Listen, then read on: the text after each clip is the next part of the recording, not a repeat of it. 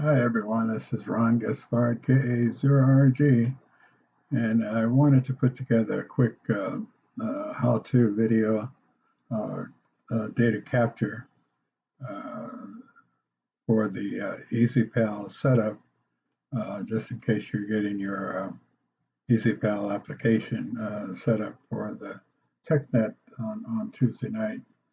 I know we went over it on the Zoom meeting this past Tuesday night, but some of you may have forgotten some of the settings, so I just want to make some a quick overview, and I'll read you this later on with more details in it, but I just want to get you started. So let's bring up EasyPal and get this going. I'm just going to show you the basic stuff that you need to have done in order to get your pictures sent and received on DRM SSTV using EasyPal. This is a setup menu, and as I recall, I think most of these will be already selected for you. But you use there's four. Use Windows Open Dialog, BSR, which is a broken segment requests. This is to fix pictures if you need them fixed later on. And the header and recommended always on. And this date time stamp type of thing and file name. That's always handy, so you'll know what you're getting. I go back up to the top. We'll go to set up CS sound card. PTT is call sign. You need that, so put your call sign in there and click OK, and go back into setup and set up CS and go to sound card. This is the most important section of the whole setup, is because you have to have a send and receive sound card, whether it be an internal sound card in your transceiver or a signal link device to connect to your radio to the computer. And after you select both of them, you have to click on assign. Otherwise, it will not lock those selections in. And after you completely go through the setup, it's recommended that you go ahead and do a reboot of EasyPal. So we've got all of that done. Let's go back to setup, and there's one more in here that we need to look at, and that is your method of controlling your radio, and these are the four options that you have. This one seems to work for me. So on both HF and VHF or radios with a signal link on one and built-in sound card on the IC7610. Okay, so we should be done there. Here, there's one option. You want to limit the size of your pictures because they get distorted, or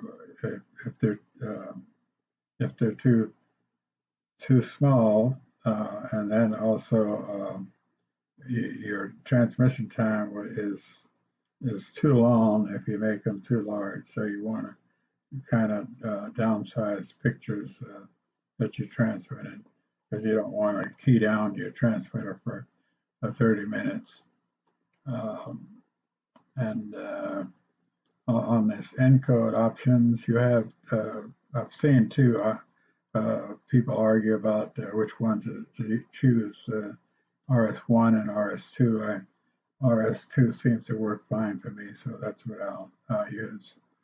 Down here on the bottom, there's a GUI, which is a graphic user interface, and I won't go into this because that's a lot of things that how you want your software to look on the screen. So I won't go into that on this video, but on the next one I put together on the complete package, I'll include it.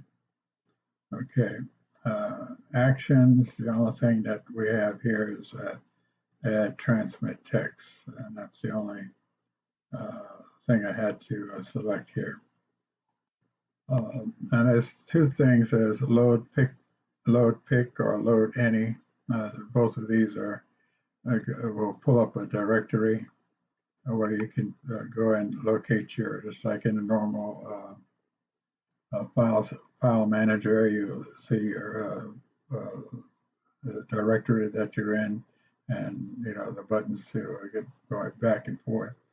I've selected this, and this is where you go ahead and select your picture you want to transmit. So I'll just go ahead and select this one here and put it in there. And these are sized for MMSS TV. It's 320 by 256 pixels. So it's smaller and it won't fill up the whole screen, but it's probably better when you're trying to transmit it. But you can bring your picture in, and this pick QSL. This is it brings up a kind of a text editor. You clear the text. It's by clear clicking on here. You want to put say DE SSTV,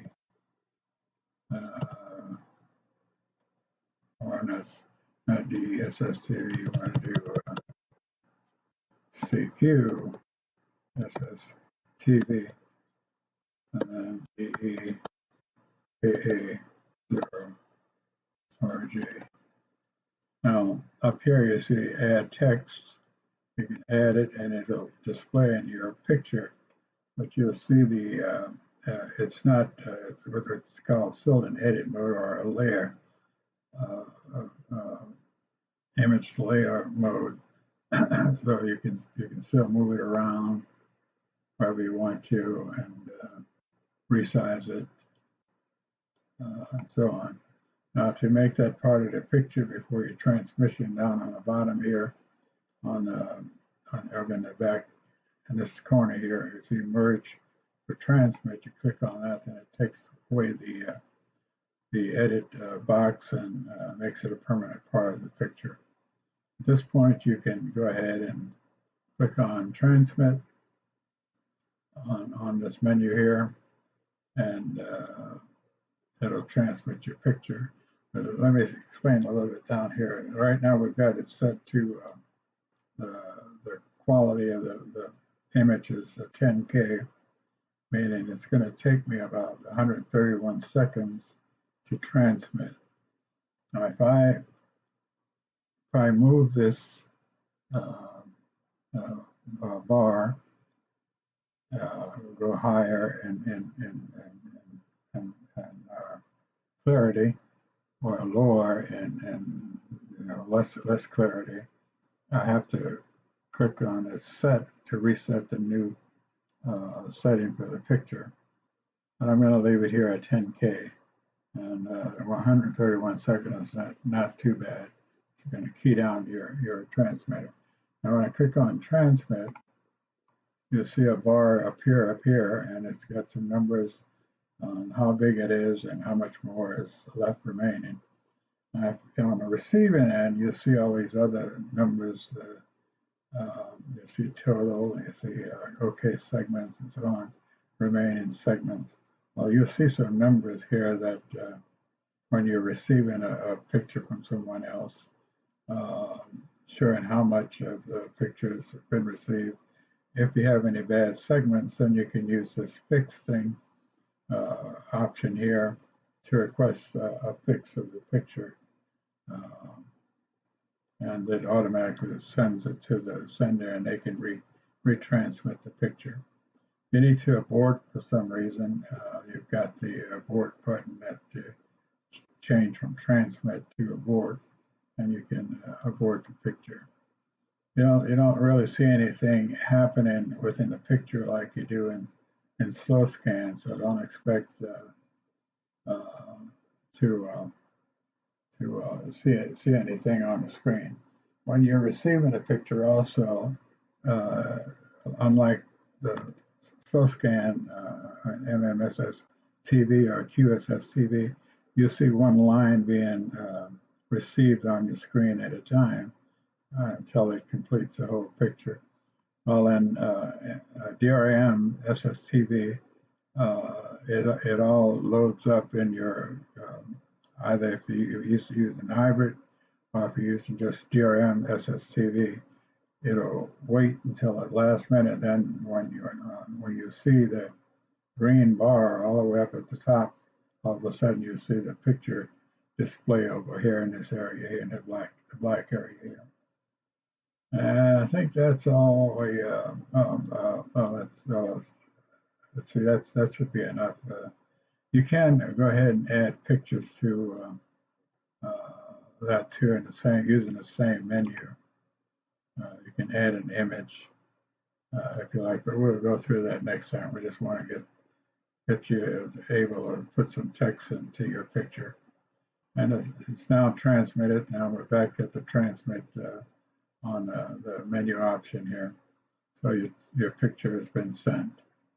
And with that, I'll go ahead and close it out and hope that's enough for you to get your EasyPal set up for the Tuesday night TechNet and be able to send and receive pictures. This is KA0RG Ron saying so long for now. Hope to see you on Tuesday night.